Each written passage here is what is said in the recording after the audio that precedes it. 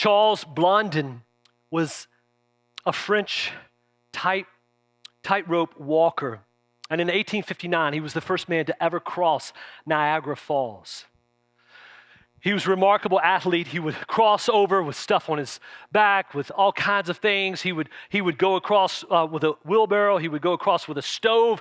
He actually cooked an omelet one day. I'm like, why do you need to cook an omelet over Niagara Falls on a tightrope?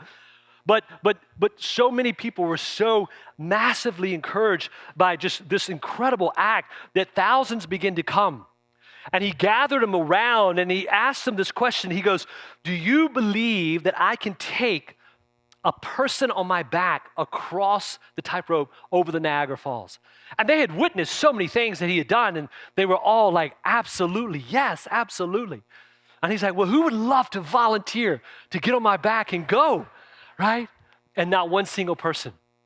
And so what happens is, this guy here is actually his manager. Harry, how you like that, boss man? Says, come on, get on, we're going over. And he puts his manager on his back, and he begins to walk across the tightrope.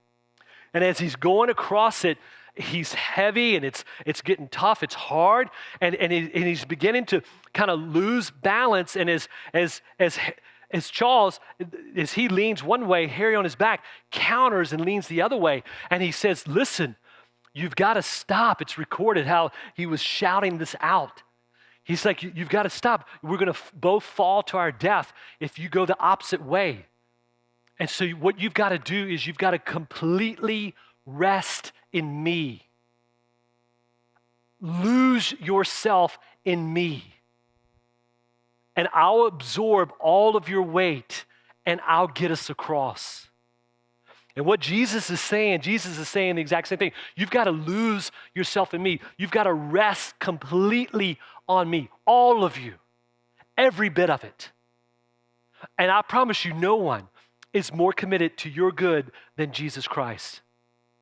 And he promises he will get you home.